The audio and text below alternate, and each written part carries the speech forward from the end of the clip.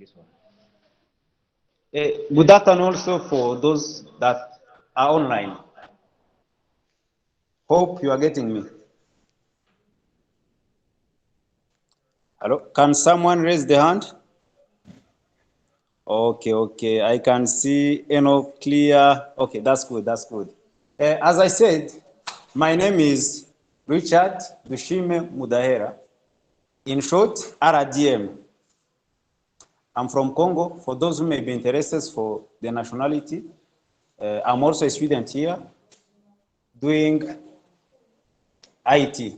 I'm in the School of Computing and Informatics, Department of Information System. And without wasting time, we are going to continue. We are going to talk about just one thing, Gdsc. You are going to know it in large. What is it? What are the benefits and other things? Without delaying, let me just present the team. As you can see there, you are seeing pictures for people, names, with some other stuff. We are just going to go a little by little and we get to understand what is it. First of all, I'm going to present the team. Then after that, I'm going to tell you what is the team going to be working on or what we are going to be doing. As you can see first, there is my name there as a lead, Richard Dushime, doing BIS, Business Information System. The advisor for the group, GDC, is my Mugiwa Joseph. He's also a lecturer. Hope that most of you know him.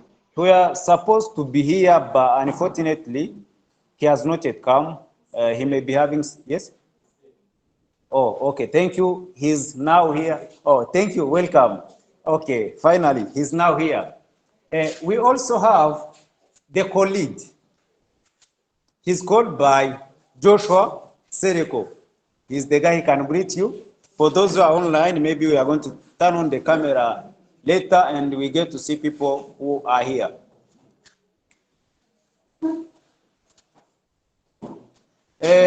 Another one, there is the technical, a guy called Eli Kambale. He's doing software engineering.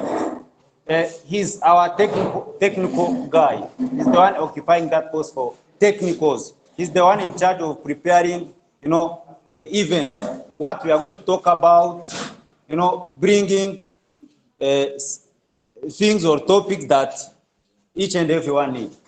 There is our events coordinator, events planning, Julian Atwera. We recognize your presence, madam. She's also here. There is marketing and public relation, Chris Bawis. Thank you. He's also here. We can also see him. There is the QA, the quality assurance engineer. I'm not seeing him here around. He's called by Noah Taebwa. Hope most of you guys knows him. He's not around, but I expect him to be here in just some few minutes. We also have the mobilizer, Agawa Derek. He can also wave because he's now around. Without wasting time, let's just continue and we go to the next slide. Yeah, as you can see, there is GoogleDeveloper Student Club, Bugema University chapter. I think some of you it's the first time to hear about it, but we have been conducting sessions online because of the situation where we have been in for COVID-19. But as for now, we said, let us organize a physical event because we have started studying physically. And this is the event whereby we are going to tell you about GDSC. Google Developer Student Club, Bugema University chapter.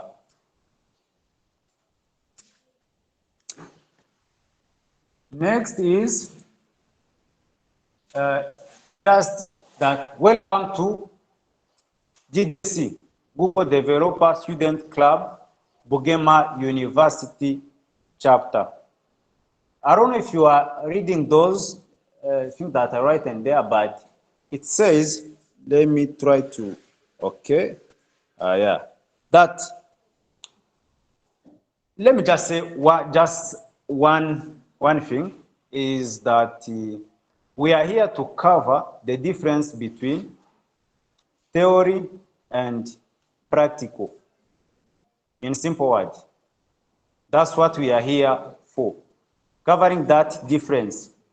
We know what is theory, we know what is practical. How can you come from theory to practical? We are here to cover that.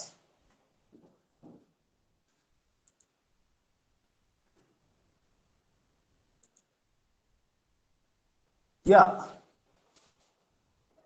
By today's session, we are going to cover just 3 questions. Not a lot, just 3. We are going to ask ourselves, we are going to know what is Google Developer Student Club. We are going to know what are the benefits for someone who is in Google Developer Student Club. We are going to know why can someone join the community. By today's session, I hope that we are going to cover up these 3 questions and we get to know.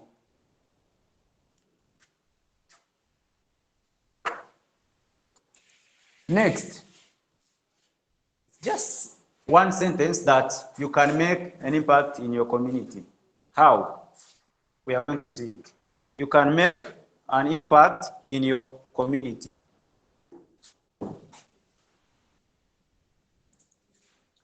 Before you go far, let's just watch this video for just 1 minute. And let us, we get to hear. Just in 1 minute.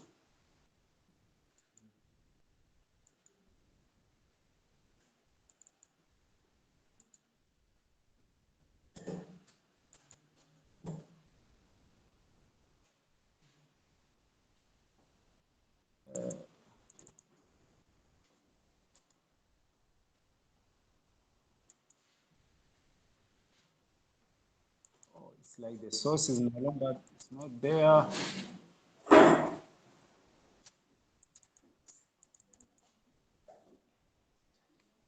Okay.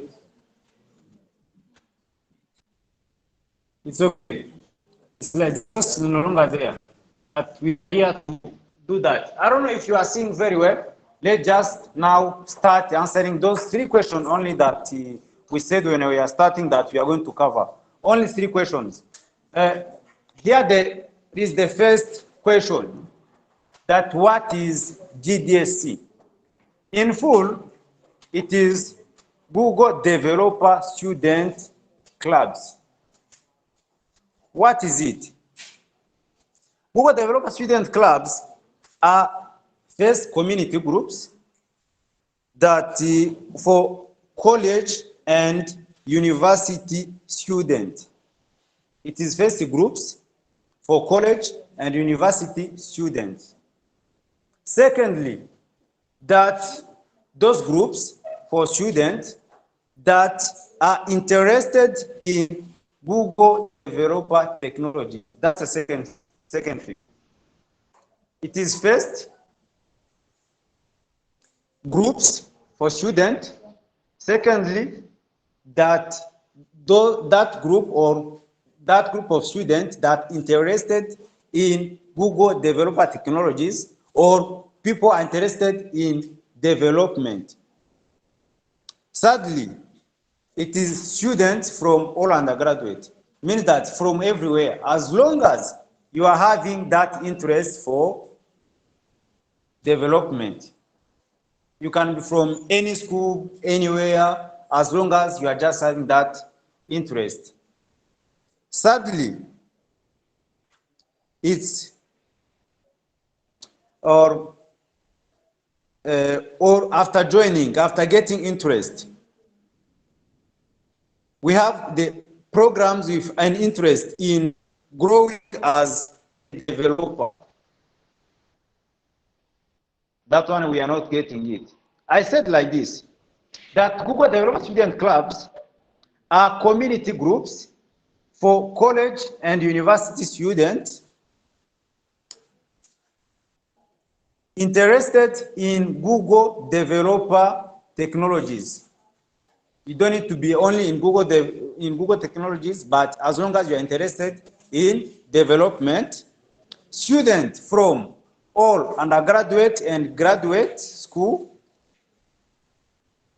programs with an interest in growing as a developer, or students that have that interest in growing as developers, they are welcome. That is it in brief. We have just seen that it's a group of students that are interested or have that passion for growing as developers in Google technologies, or any other technologies. Second, you can see there that by joining a Gdsc group, Google Developer Student Club, I mean, what are you going to benefit? What are you going to benefit? Here in Google Developer Student Clubs, students grow their knowledge in peer-to-peer learning environment. Let us get this one. That students grow their knowledge in peer-to-peer learning environment. What do I mean by this? When you join these groups, you are going to be learning in peer-to-peer learning environment. You know, I always say that learning in a group, it is always the best way, because in groups, you always cover the loopholes for each and every one. I may know this, you may know that. When we are in a group, I bring what I know, you bring what you know. I'll get to know what you know, and you also are going to get to know what I know. And when we put what we know together, we achieve something big. That's the goodness for working in groups. Another thing is, after learning in peer-to-peer learning environment, or when you're in a group, you are learning, you are sharing, there will be another advantage for building solutions for local businesses and your community. You now come and start building solutions for your community. I mean, in case maybe you identify in your society, in your society that you have this problem and this and this, when you are in that group, after gaining knowledge in peer-to-peer learning environment, you will get to solve that problem in that group or in development technologies. Next,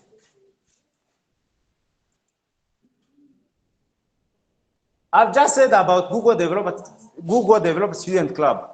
As you can hear, there is a word, let me say common to us, we all know Google.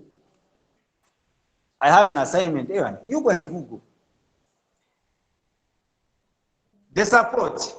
I mean, if we need a support, we do get it from Google. Google Developer Student Clubs, they are clubs that are supported by Google. The Google you know, the company you know, Google. We do get support from there.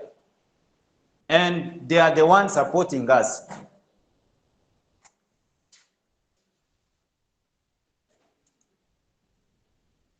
Target audience. Google Developer Student Clubs, what are their target, or what is our target? GDC activities are targeted towards students. I mean, primarily university student and any other, including faculty members, who want to learn development skills. GDSC's activities are targeted towards students for universities that want to learn development skills. Secondly, as part of the learning experience for students, you can work with local stakeholders who may include local businesses or NGOs or other organizations. If you are part of the learning experience for students, you can work with these with local stakeholders who may include local businesses or NGOs and other organizations.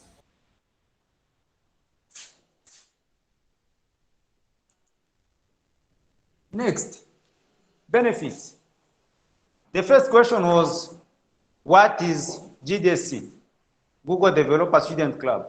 And we saw that it was university groups or groups of students that are interested in Google Developer technologies, or students who want to grow as developers, students who want to learn new technologies.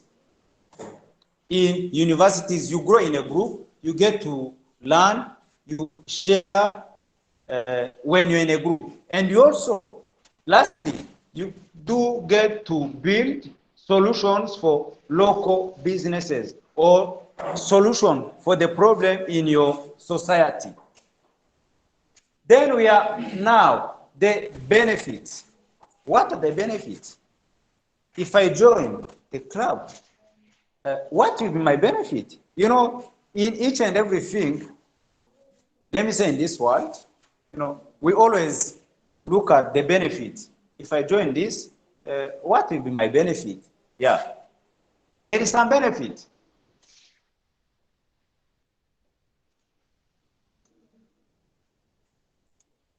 We can just hear some few words. Those 5 words to 6, they explain all the benefits that you are going to get in GDSC groups. You get to learn. We know that this, if you need to be someone, you have always, you know, to have that passion or to always get to learn each and everything or have that things in you of learning. Here in Google Developer Student Clubs, if you learn, after that, you are done learning, let me say you were studying a programming language, you are from learning it, you are from, you know, learning a lot of things. After that, what will you gain again? You are going to connect. I mean, connecting, you all know.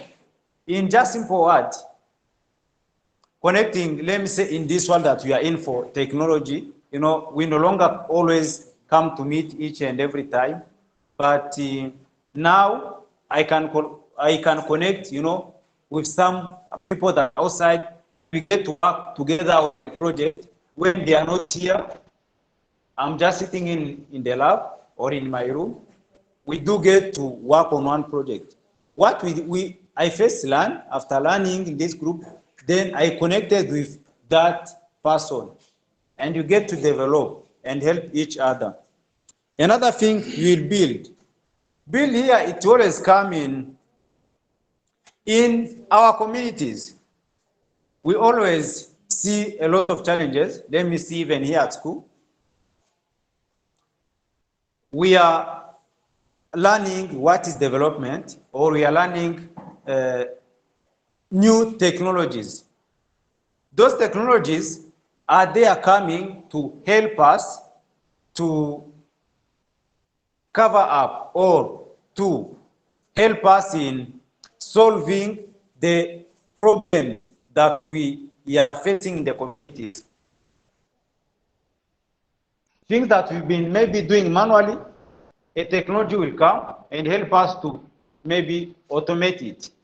When you are in this kind of group, I mean Google Developer Student Club groups, you identify a problem, you are going to build a solution for that problem. Let me say, for example, I'll just give an example for a club for a university outside. Let me say for Ghana. There was a problem in Ghana for getting water, clean water. Then a club for a certain university there, they start and they, they brought their suggestions. What can be the solution for this? They are not getting clean water. They decided, using technology, they built up an application that will always help you locate the nearby clean water. That application was amazing for some of you maybe who try to watch Solution Challenge. Another application that was, that inspired me, it is for a university of in India. There was some club for a university, as we are here, university students. They start and they build up an application to help a blind to conduct a car using that application. A blind to conduct very well a car using that application. Just like us. Just like us. And they succeeded, the application was running successfully. Even as we can do something, we can make an impact in our communities. Next, after building, we'll grow. We'll grow in, we have some knowledge. I may be not knowing something. I always say that working in a groups always the best way. I may be knowing something, something, and always in development, that thing is always there. I know something, but you will never know each and everything. But we can put together what I know, what you know, and we build something. And after building that, I will get to know what you knew, and you also get to know what I know. And we all grow. I get some big package, you also get some big package. After that, what we always do as last is sharing. Sharing. You can never, let me say, you can never get to benefit from someone or you get something from someone when you don't share with him or her. You have always to get something that you do share with. So in here, we do get to share each and everything. We do get to share each and everything. I may face a bug. I beg it's a bug, it's a problem, let me say that.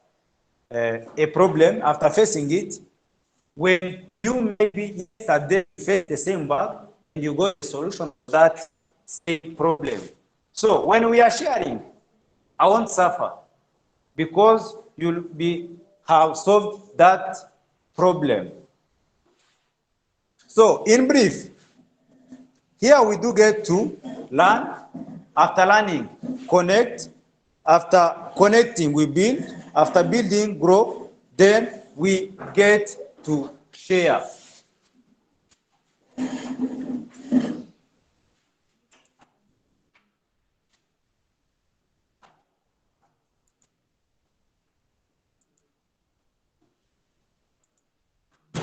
I will say, as I was saying, we do get to learn, connect, grow, build, and we get to share.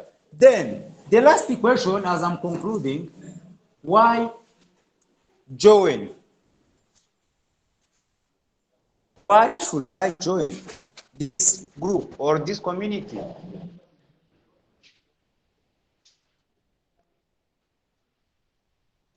By joining this group or by joining GDSC, as I said, you'll get that advantage for Students build their professional and personal networks.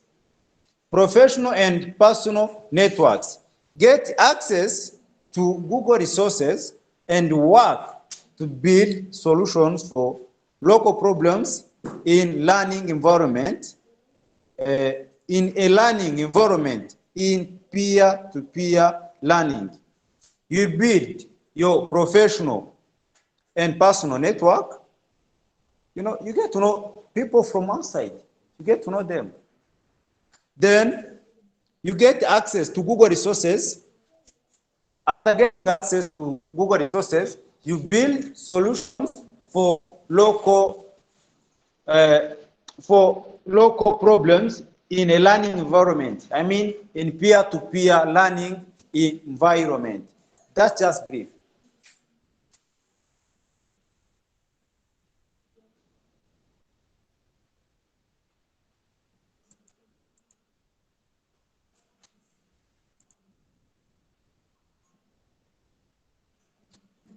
As I'm concluding, that what we do,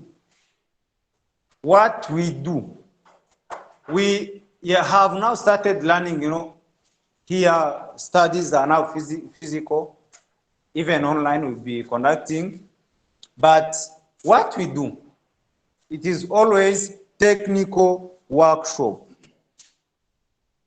Another thing is talk by industry professionals.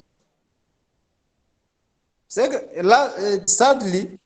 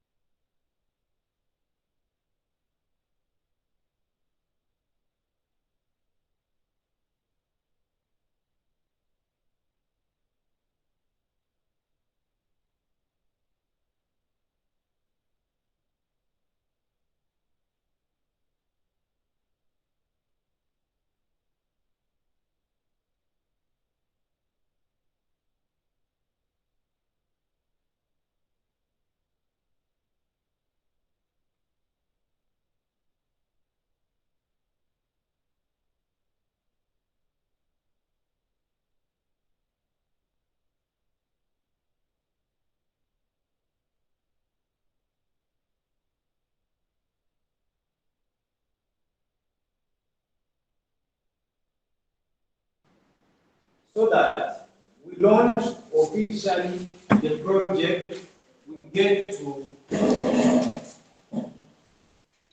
we get to assign tasks, or we explain what we are going to do. As I said, each and every one of you will have to contribute on that project. Let me say, it is for our own profit, whereby if you contribute just a single line, you can be sharing that link that, yeah, I contributed to this project, and your name will be there. That's what we are going to do in this build project. Without wasting time, let me invite my brother Josh to give us a clue or a hint for the project that we are launching today. And he's going to show us each and everything, and everyone here what we are going to do. I don't know if he's ready.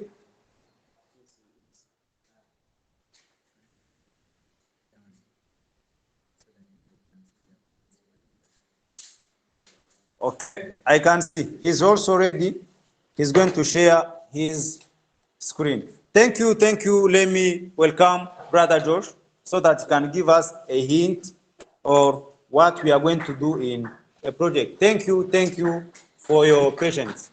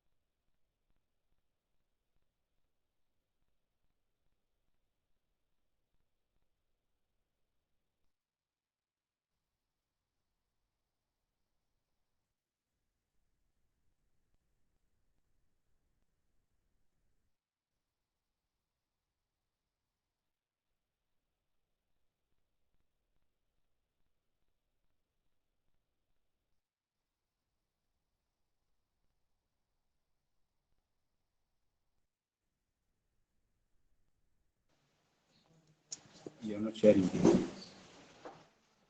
I'm so happy to see you. And thank you for coming.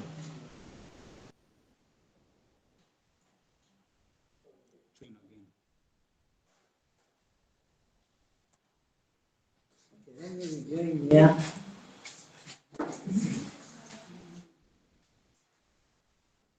Your connection.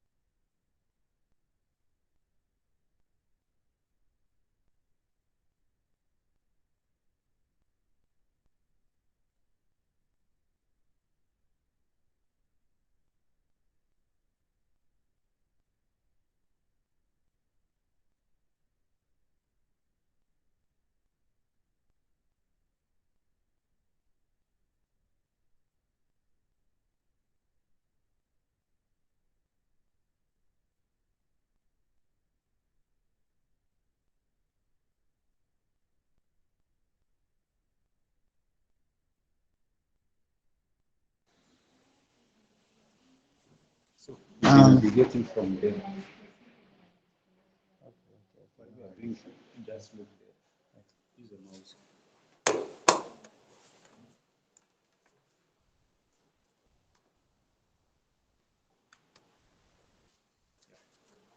All right. I'm so happy to see each and everyone here. Uh, this is really nice. It's my first time to present, I think, and like, like, without these things of online and what, and I'm finding this fun, honestly. So I've created a sample project, only that I'm not too good with this machine. I mean with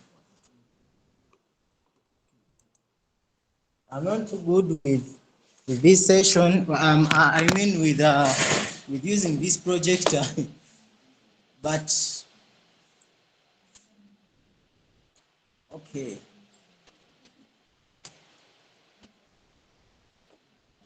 Things are pretty weird here, but I'm finding the experience fun. Okay, so I want to show you what we have. How I wish I sat. So this is what we have created. This is GitHub. I'm logging into my username. No. Google developers and Google. What? I'm clicking enter.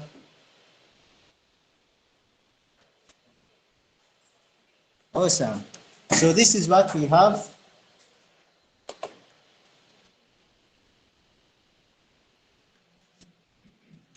Oh, sorry. I have to use two devices at once. So this is what we have.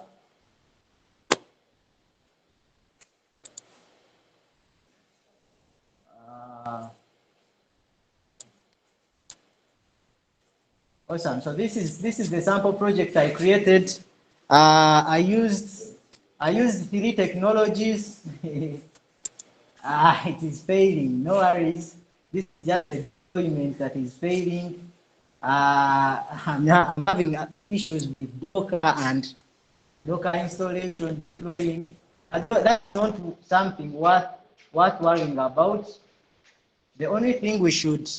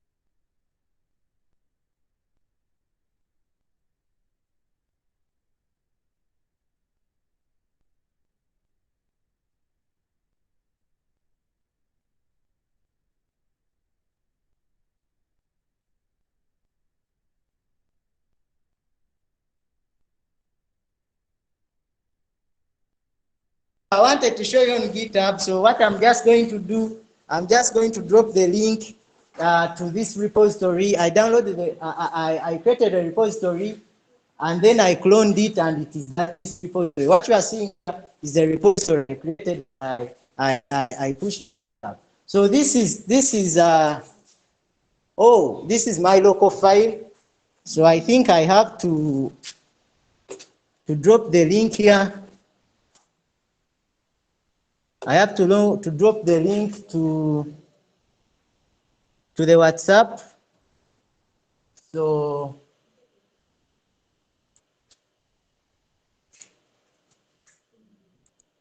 okay. Let Richard be helping me here as I.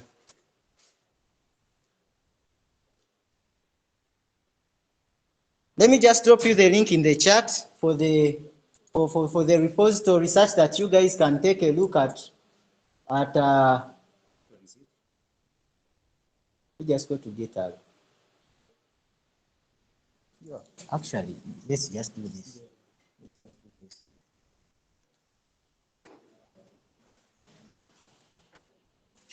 Okay. It will be showing there. Okay, let me. Yeah. So you just copy that link. It is there. Copy it and then paste it in the sessions. chat box, in the chat, in the group chat.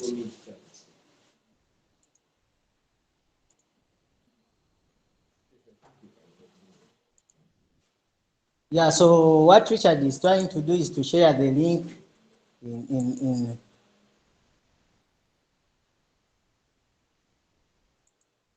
Awesome. So I think each and everyone is happy. We have the link. That is the link to our repository we created. We use three technologies. We use first, we created, the heart of this project is in Python. We used Python. I'm not a Python developer, but I had to learn Python in 1 week and do that project. So we used Python as the programming language. We used Fast API. We have three projects. We have three frameworks for Python. We have the Django, we have Flask, and we have the third one is what? Fast API. So we had three technologies we had to use. So I created this project, and it is following what we call microservice architecture. Microservice architecture is maybe it's not something complex. It's just something very simple to understand. So we are using a tool called it's not something complex. It is something very, very simple and basic. It's not some rocket science. So, well, at our project, we used Python at the heart, and Python at the heart, we packaged it in using a framework we call Fast API. I'm sorry, those ones online.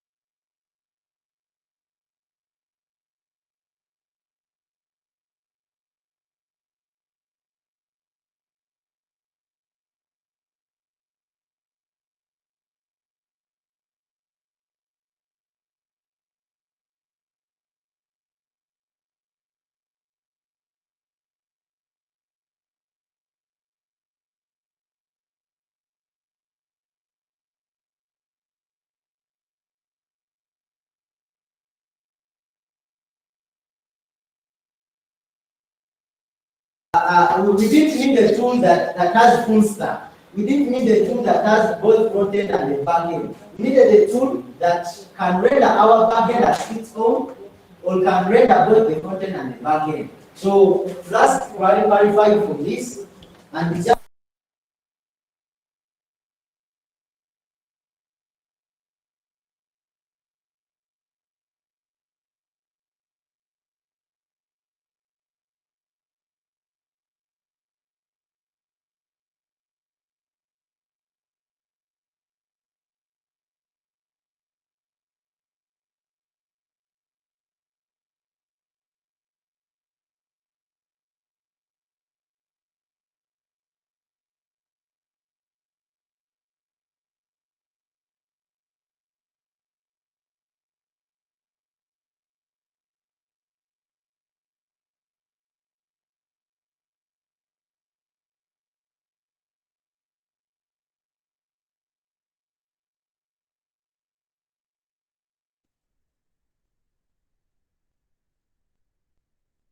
the student will get data from the admin. I'm just trying to show something really simple and basic.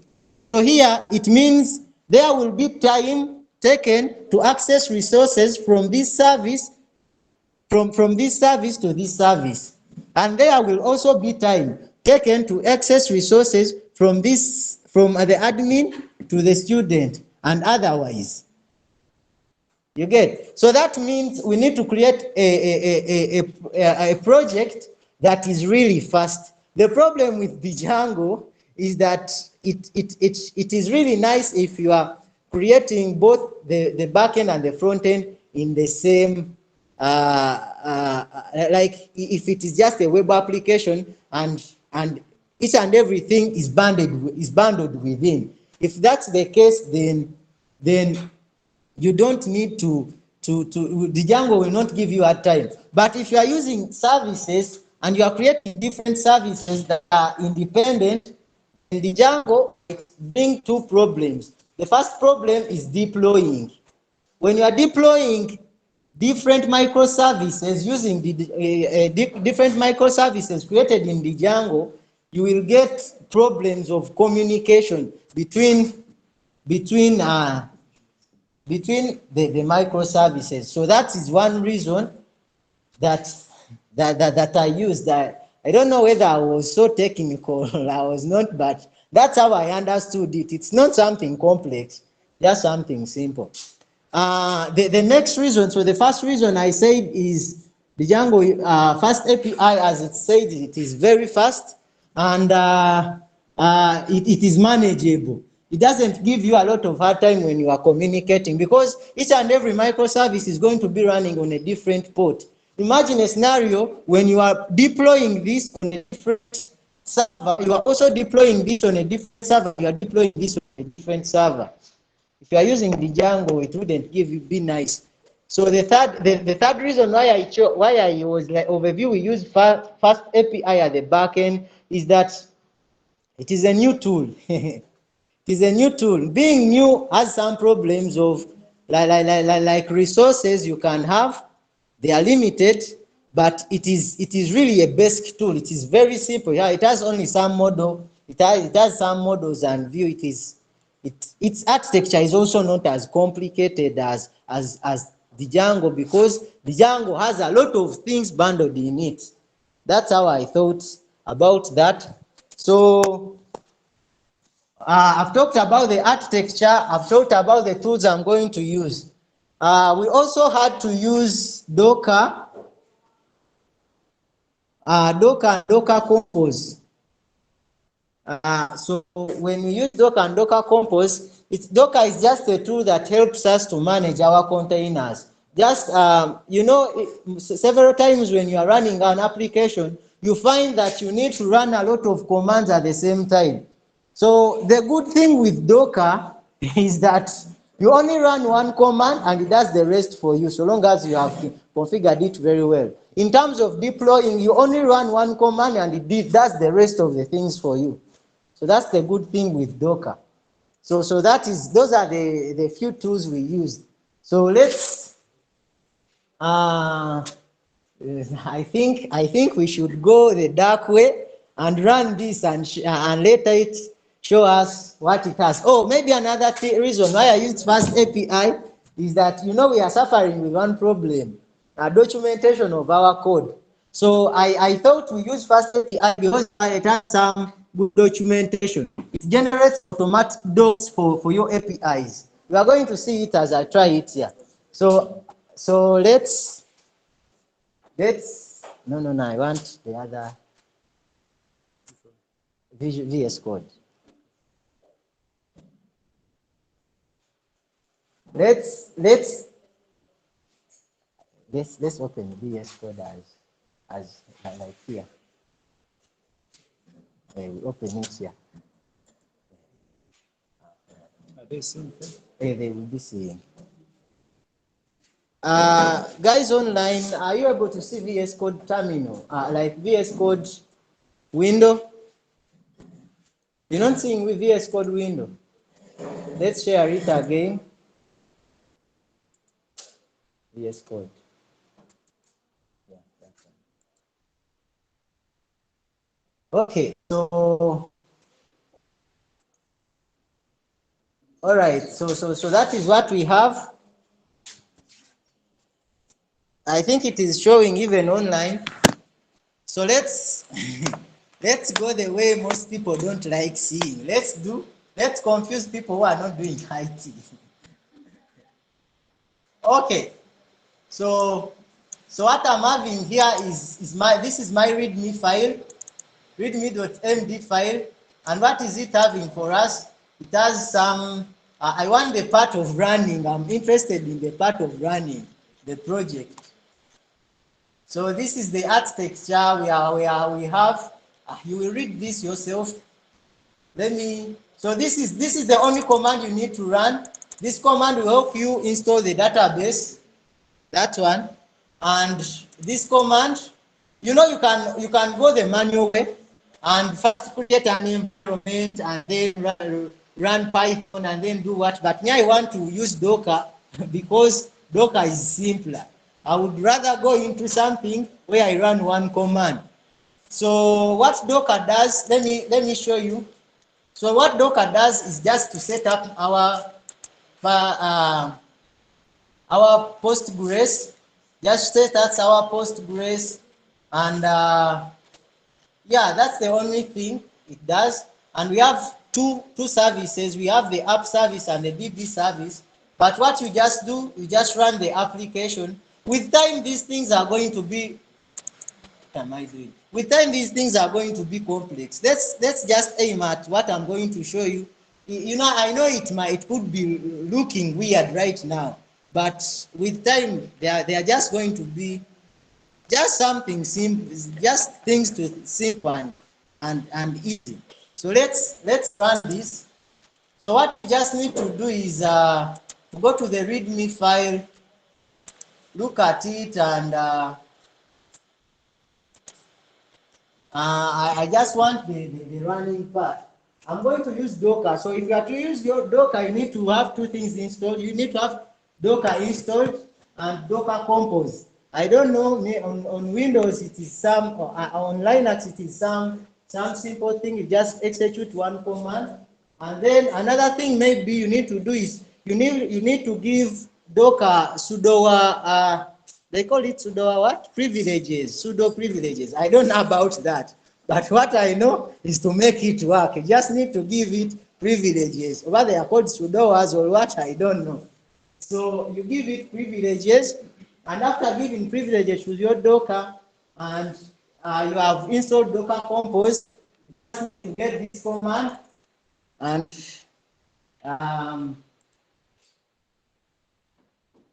let me just copy this, go here, let me just clear my terminal, and then let me just paste that. Oh, I'm having these services already running. They are running in some server. Let me see if I'll get any errors. Oh, so if you get this, you just need to add sudo here. And I need to add my password here. What are they saying?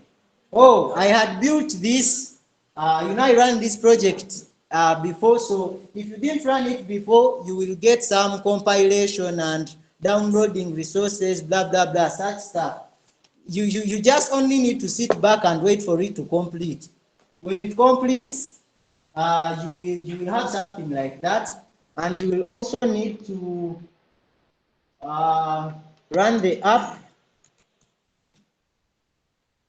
When you run the app, it will also do the same. It will run some commands, blah blah blah. It will show you complete, and when if it shows you done, you have that. So after doing this, I need to run this application and open it on the browser. That is what I know everyone wants. So let me do that. Instead of this, we just really use run. How many of you guys have used Docker before? Okay, but it is not difficult. It's not too difficult. So you just need to execute that command. And yeah, I've not gotten any errors, so I'm happy.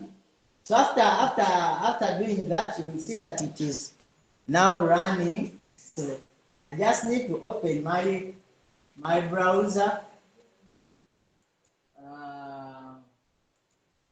How I wish those online are seeing.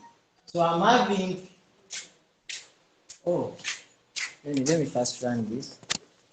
I'm having ports. I don't have a good eye.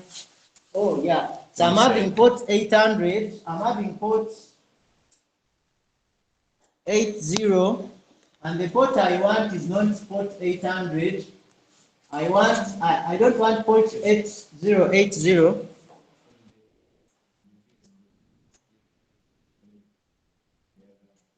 Yeah, it has some problems. Okay. Let's just do this. We just this one. I don't think it works. This application is using what we call something called unicorn. I don't remember very well. If you click here, I don't think it will show you because unless otherwise it has shown. Okay, let us go. Let me share it. So you just share that. As they are sharing, it has what we call their tools. I also don't know about them. What I only know is how to use them, how to make them run. But explaining them to you, honestly, I'm not in that. I don't have the privileges because I'm not a good teacher. But what I'm only good at is to show you how to make it work. So I think you guys can see. So we are having, I think that is kind of a domain. It is given to us by that tool we use as we're running. It is given to us. That thing you are seeing, it is given to us by this one, by Fast API. There is some tool it uses. It is the one that hosts it there. I tried accessing it locally, but it didn't work out. So I thought I tried using this same thing some time back, but it didn't work. So I was like, maybe let me use the what? The local host. So I was using the local host. But if it is working, let me try it out. So what we just need to do, we just need to go here. First API generates documentation for our this module is not having a front end. It is a back end. It is a back end. So there's nothing that you are going to see a form to log in or something like that. You're just going to see APIs and crazy stuff. So we need to just point this to our documentation. I think it is docs. I'm seeing it very well. I wish I don't get any errors. Yeah, I've not gotten errors. So this is the application, and these are the endpoints. So our endpoints are well documented using a tool called Swagger. It's called Swagger. I did some documentation in 2019. I don't remember the tools very well. So I think the tool is called Swagger. I think you guys have been seeing there are these. How many of you guys have ever interacted in some open source and they were giving you they had some REST API deployed somewhere and we are just going to come and read about them. I don't know if you guys have done something like that, but I was doing some data science in OpenMRS and I had to read something like that. So this is just what we call the REST API. It's just, it is with the REST API. And so what we are having here, we have these endpoints. You can look at them. These are the endpoints we are having. That's why I love this tool very much, because it shows you the services, the repositories the repositories that are being called and the data they need. So it is some good tool. It's really some good tool. So let's look at the. I want to add data to the database. So when you guys are when you go into the front end development, Enoch will be using these tools. You just create a button, and when you submit, it will be pointing to this REST API, and our this microservice will be deployed somewhere. I had a Linux remote server I used for Gdsc, and I tried to deploy this, but I got problems with some tool called Nginx, something like that. It didn't show me. It was yeah, that one. So it was not showing what I wanted it to show. So I decided to run it on localhost.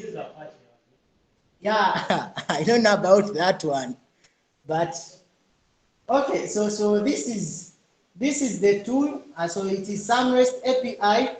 So I want to add data to the database. So here we are calling a post, and we are sending data in form of a request body. Yeah, yeah. No, if you are using this tool, you need to make configurations if you want to use Postman. So I'm not going to be able to use Postman, but with time I'm going to add on those configurations. They have been done somewhere. You just need to do copy and paste and interpret the logic. So let's try this REST endpoint.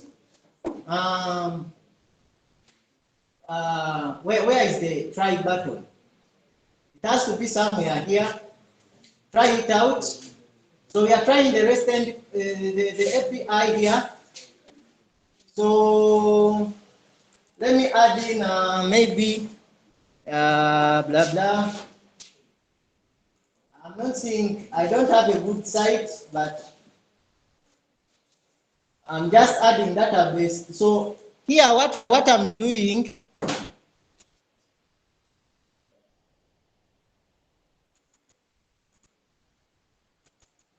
Now grammar is becoming my problem. So what I am doing, this endpoint accepts a request body, and the request body is accepting data in form of JSON. It's called JSON, I don't know, but it's accepting data in terms of JSON. So if you can go here, we have different data types. We have XML.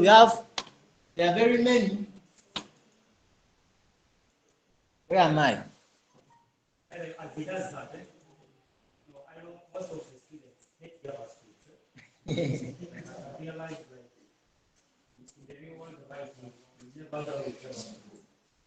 So yeah, so this is some simple JavaScript. Here we are creating an object, and the object is having properties, an email, a password, and it's not something really difficult to think about. If it gives you hard time, you just understand how it works.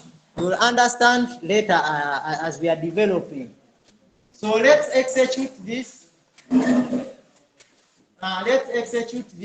So when I execute, I expect this data to go into my database, and I expect a response that shows me that it is 200 and it is successful.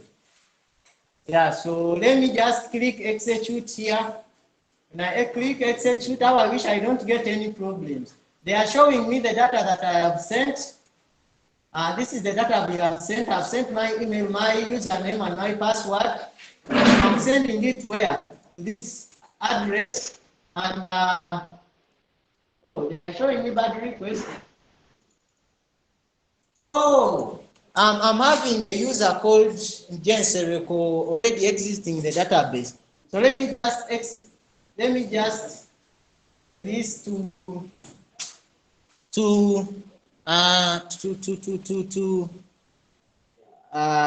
Derek. Yeah, I'm changing this to I don't know how to write Derek. Let me write Lisa. Hey, it's the one you know. It's the one I know. So let me change it to Lisa, and Lisa here, and here Lisa.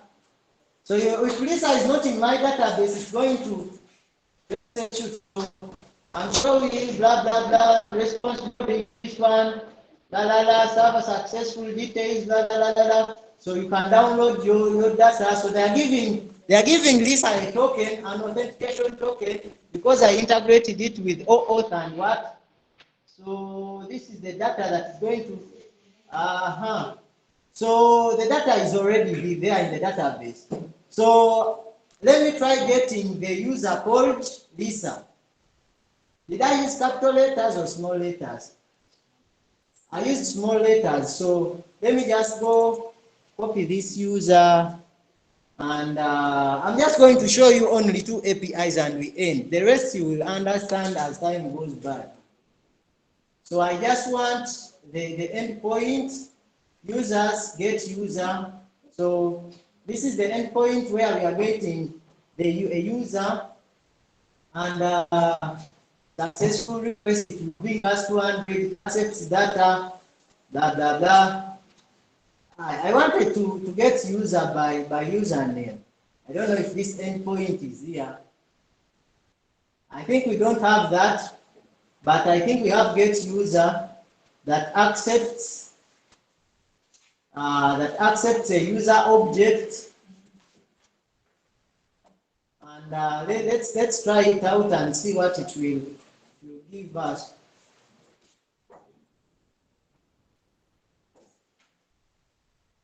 Oh, params. It accepts a param, but here they are not giving us params. It would be better if I look at the endpoints that I use to deploy this. Hey, I stopped the server. I wish it is still running.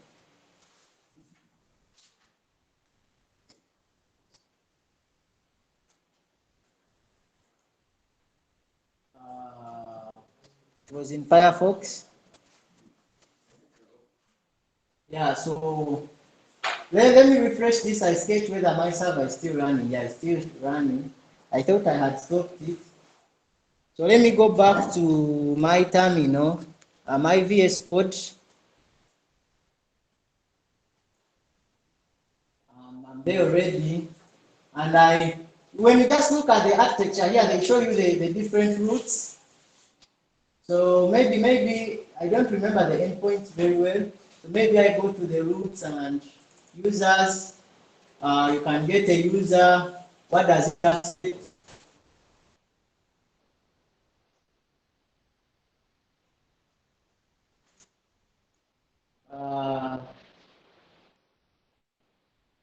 What does it accept? This is get, right? So it is corresponding to the get we have in here, not so. This is API and get. It's a get request. So we are also having here API and get. I configured these. I configured these adding the param to match this one. To always have API stock dash. I will just set it up using this one. So that should not be something to confuse you. You can be like, here I'm seeing API users. Why I'm using API users? It's just something you can do in installation. Get. I'm not seeing the endpoint, but so long as I've showed you maybe one API, here I just wanted to add in no parameters. Let me just execute this and see what it will give me.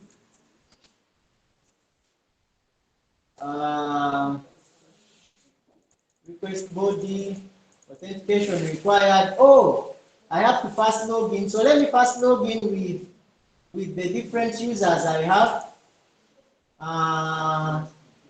How many users I have? I think I have this person called Lisa, and I have Lisa here. So let me first authenticate and maybe are you seeing anything like 404? or 500. I think we are good. Validation error. Guys, are you with me? Should I stop? Is it difficult?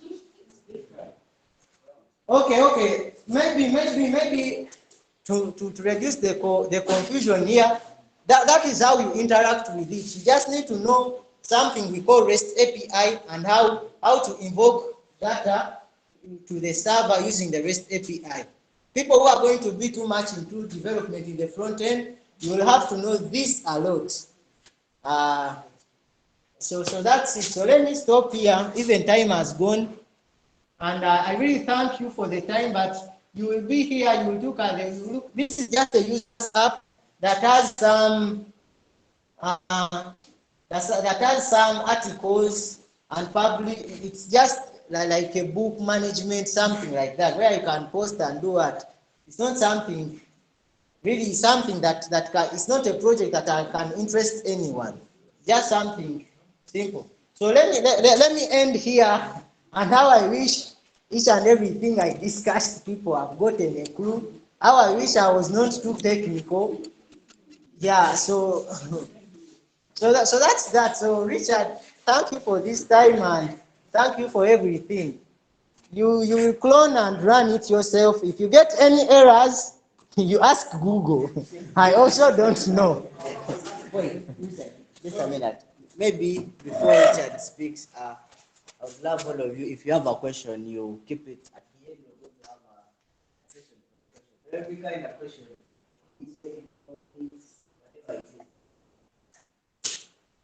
Okay, thank you once again from presenting to us, let me say, the back end part, because he's the back end lead for the project that we are planning and the one we are going to execute. For front end, Enoch was online, but as per now, I'm not seeing him. But soon he's going also to bring in the technologies he would like to use on the front end. I'm not seeing him.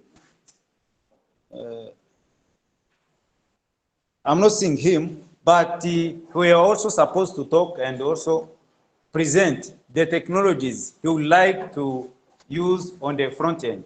Thank you. I know it has been too technical, the parties from presenting, but all in all, what we are going to do, we want to provide documentation. It is already online. Maybe let me share it.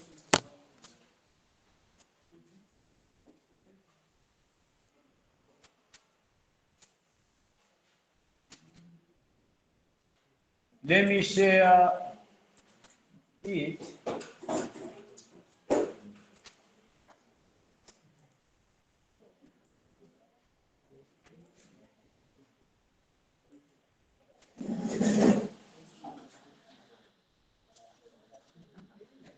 Okay. If you go to, sorry, attention please. Okay.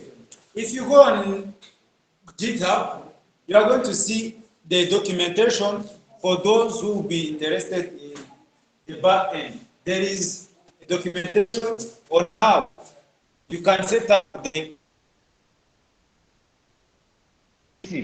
There is here down there each and everything that is needed for you to set up the project on your local host. Soon, still, we are not ending here. We are going to continue improving on the documentation, and also Joshua, as the back-end lead, is going to do each and everything, maybe all the complication things that will be there. He'll always be there to cover them up there. And also for front end, also Cassata is going to provide the technologies. And what I know, he's going also by this week, he's going to provide something there on the repository. He's going to put there something for those who are interested in the project. What I would say now, as we are ending, those who are interested in backend, as you see, We are going to use Python fast API in this Docker. You can inbox Joshua, will provide his number. For those who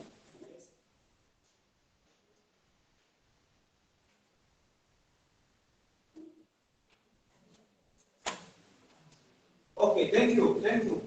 He has just said that for those who are interested in backend, we drop the link for groups so that they can join, and they do get made the lead so that they can also start working. For front end, we are going to do the same thing.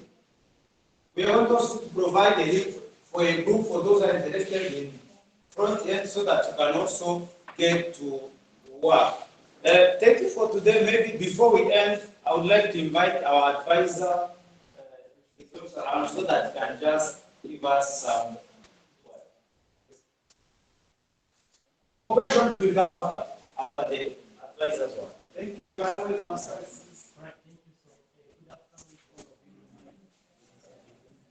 I don't have a lot to say. I'll just thank all of you that are first year. As you go through this, I've always tell people that learning is a process. Unfortunately, the problem we have in this generation is that few of us are willing to bear the process. So what happens is that when the process gets hard, a number of people jump out of the train. You see that? Now, I just want to pass on a message to you that for as long as you are still in this sinful world, things will never be easy. Now, I always tell people, life has never been easy and it will never be easy. You see, when you're still studying, you say, after studying, I'll get a job, I'll marry a wife, I'll be happy. If you're a lady, you say, after studying, I'll get a cool guy who has a business, and he marries me, so we enjoy the ride. He takes me to the supermarket, we shop, buys all the chicken and the meat, and we eat. Then life becomes easy. Now, the fact is, when you're learning some of these things, sometimes the technologies try to bull you. I was seeing people there when Joshua was trying to do some of these things, and some had lost hope, some were looking so worried. The faces were not so, let's see. Yeah, that's what we. All in all, my message is when the process gets hard, don't jump out of the train. Stay in the train. Man, you stay there. One time that thing will work out. That's the truth. And one time that thing will work out. I know in here are some of you who came from straight high school. You've never done any of this coding. You've never done any of this stuff.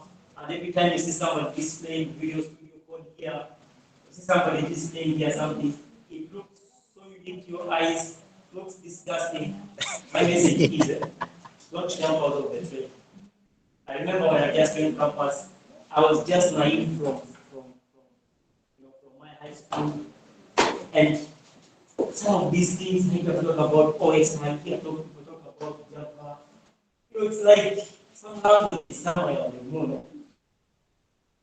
And when I connect with someone who is like that, who is there? I remember, for example, we started having this school. A number of people whom we started with was a big class. But after the lecture talked about some core stuff and stuff, very many people got discouraged. They jumped out. So they even started encouraging some of us who had remained. Why are you studying that thing? Big money. It's not making sense. That gentleman is even wasting our time. I told them, you know what? Let me handle this thing. One time it will make sense. One time it will make sense. And if I tell you, for example, now how many networks have been collected with that are using Cisco equipment, yeah, you're there, and then a guy calls you, man, Joseph, you persisted in that class. This thing is not working. How can you solve it? So you tell him, I'm going to pay the cost of my stay in the class. And, so the next thing is something might not work out at the start. But my message is don't get out of the train. Keep in the train. Keep in the train. Let me tell you, one day it will make sense, and you never realize. There are certain things I studied at my bachelor's, and they never made sense at that level. Until I started working, and I said, oh, this is what the lecturer was meaning 4 or 5 years back. Yeah, there's also, for example, whom I did with the open source, like today in the morning, talk about the testing, the just stuff. Those days, the man came and says, now you need testing. See Ambo in the background, you pick nothing, you go out, very discouraged. Man, one day, let me tell you, one day, I might not be there, we shall all be in our different places, but one day, nothing will make sense. So that's my point. Don't lose out. Your friends might discourage you or negative friends. They say, what are they doing? After all, you just even COVID stuff and training there. It's not even understanding what he's talking about. My friend, don't listen to those negative people. Because they will suck your energy, bring you down to their levels, and then you go through campus like struggling. Let me start and I finish this 3 years. Then I will start working. Don't jump out of the train. Keep the energy positive. One day, those things will connect. So, Richard, I won't say a lot for today. My message is simple. Don't forget it. Do not jump out of the train. Keep in that train. In that train. One day it will make sense. Yes, Thank you very much. Thank you, sir. Anyone with a question, you're welcome at this point of the hour. Any technical question? I have one technical question. Yes. I don't know whether I'm the only one who doesn't know what an API is. Can you please help us understand? Wait. Another one with a question. Any other question, please? Should we assume that we are at Mr. President? A question.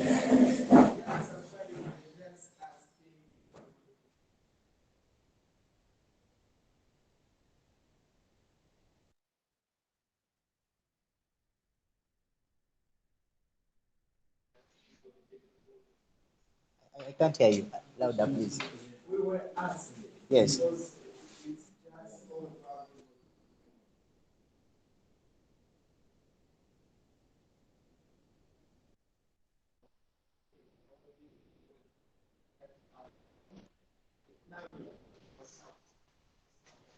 Can we do some?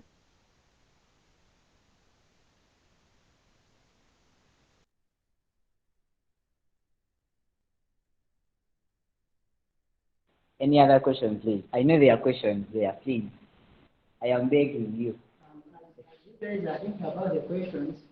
Uh, Here, the thing we developed, I'm going to remove all of it and remain with two endpoints. The endpoints I'm going to remain with is getting users and adding a user. Those are the two endpoints I'm going to remain with. All the rest I'm going to remove them, such that we hard code them from scratch. And another thing is for those who are interested in the back end, there is nothing that you are going to see some nice looking user interface. It's only all about understanding the technology and how the project works. If you understand how the project works, there is nothing that you are going to see, maybe the login form or what. Yes, and maybe another thing is getting started with the back end, you need to know some JavaScript. However much JavaScript is for front end, you need to know some JavaScript. The rest you will understand. It's not that I also know them, that I was born with knowing it. I've just been in development for just 2 years. So the rest you understand. Don't get downgraded by maybe what I've done here. It's something simple. So there's maybe has something to say. Yes, yes, please. I'm coming. I'm coming.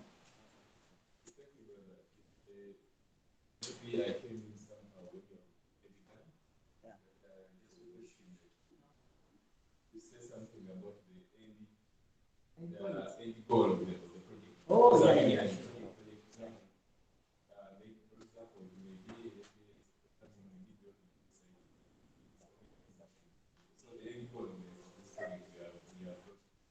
Okay. Yes, brother.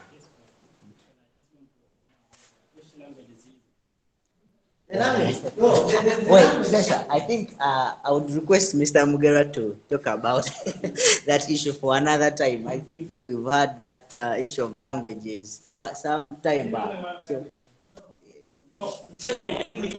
yes.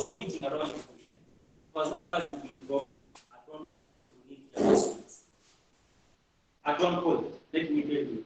However much you rotate and hit around and you run in Python, because the biggest, for example, the biggest part of the jump we're talking about, the biggest part of the jump is JavaScript.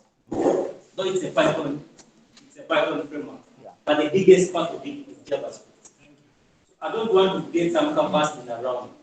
And at one point, you have to get JavaScript.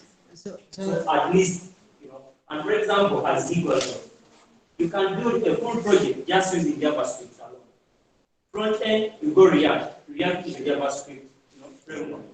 Back end, you go Node. Node.js, also a JavaScript framework. So those endpoints you're talking about, how do you create them, how do you release them out? You can still do those, like back in Node.js. But if you start, for example, you're going with Python, front end, you're going with maybe back end you're going with Django, and front end you're going with React. Or even if you say you're going with Flask, because even Flask, at one point, I just want to tell you this point. They used to smear some capacity on us, telling us that you can do it with JavaScript. I remember those days. They would tell us, no, you can do it with JavaScript. But let me tell you, however much you hate it, however much it looks complicated, at one point, you're going to interface it. At one point. So, whether back end, whether front end. So, at least. So you're saying we should do it? It's a must. It's a must. Let me say it's a must. Yeah. Because let me tell you, why is it a must? For as long as you expect to run your application in the browser, the engines behind this browser are purely running JavaScript. Talk about the Google's, Chrome's engine behind it. The engine behind the Chrome, the entire thing is JavaScript. So the entire thing that interprets those things running, present them to the browser, and you view them.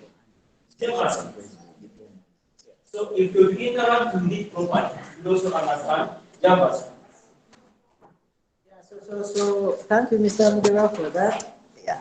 For being frank and telling them the truth. So another thing, maybe you have three questions. The first question, the end goal of the project. The second question is an API. And the last question, something good out of the project. Yeah, that is the use cases. Like where are we going to apply the application? And maybe the back end, we are the ones that are blocking this problem, because we have to first give each and every one depends on us. If we don't start, all others will not start. So when we deploy the two endpoints, our QA lead, Noah, is going to test them using Postman. So QA is nice, but only that I fear it.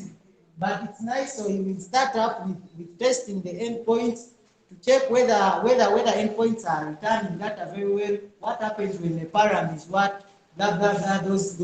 Those gateway errors you always face when you are doing stuff like this, stuff that I don't have a front-end screen. So an API is like it is something used to get data from somewhere.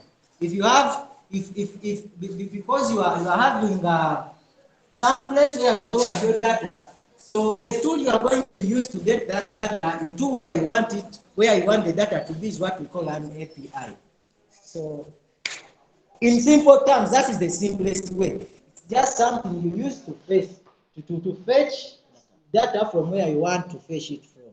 So that's how I understand it. And the end goal of this project, we thought about this, and I was like, I was discussing with Richard and Enoch, and we were like, we should first create something simple that even if it has two only endpoints, even if it has create user and get users, but it has all the tools you are going to do what? All the tools used internationally by all those people. If we come up with something like that, we shall have reached our goal. So the first goal here, we are not going to maybe to create a facial recognition system. Maybe we create a learner management system. We are not going to create something like that. We are going to create something simple, but it's going to have all features of development: integrated testing, unit testing, deploying, DevOps, all each and everything. Yeah, so I think I've exhausted the questions, and maybe if I can add on what I just said, the goal for or what we want to do. As he said, first it will be something little, whereby we want each and everyone to contribute, and that little thing will have all the features for all of these other big projects that they have. Like these other big projects, they always have back end, they have this microservices and the front end. All those three parts we are going to touch them. Means that little small thing, but can help you to work on a bigger project internationally.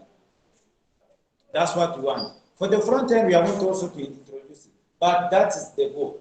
And I wish you are all single in the way I want it, so that you can have that thing that can push you to come and contribute on just this little thing to understand what you didn't know. If you didn't know how to use an API, you come and know what is it. Back end, you always talk about it, oh, things like that.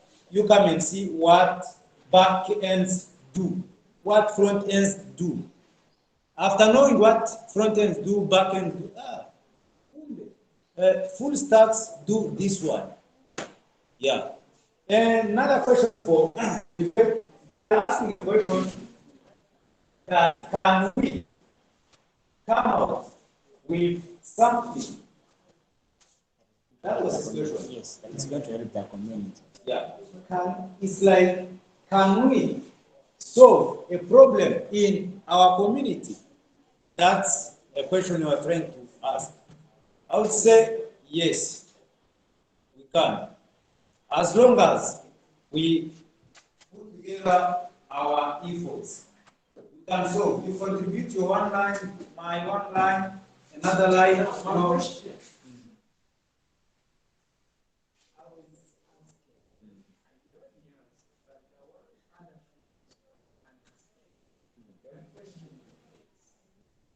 We are really going to know. We wanted to know if we can do something else that part of your that we have to benefit from that. I wanted to know in GSBC. Okay. Always, let me say in programming, there is always a lot of things that as is from saying.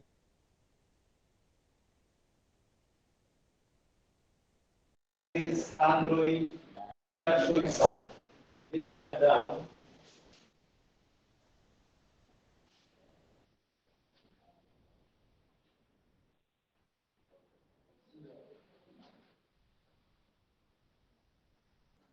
these are the popular ones: Android, Firebase, Web, Cloud, Max, TensorFlow. For those who are in machine learning, all of these ones are Google technologies.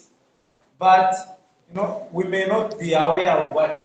But if you go in TensorFlow, using Python, if you go in Android, you'll be using some other language. So we can solve or we can bring a solution to a problem. How?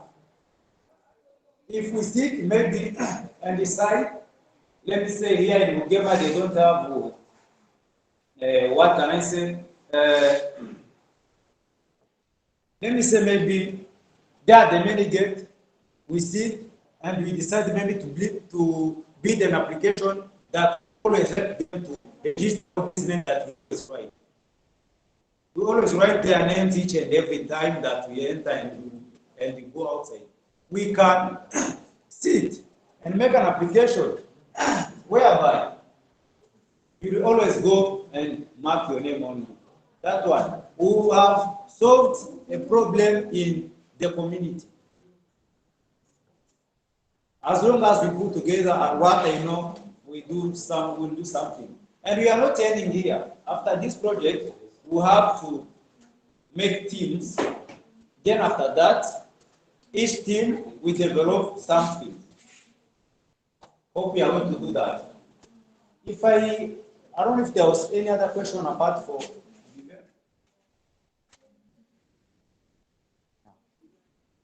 Maybe one last thing. We're going to drop the links for the groups in Devhub.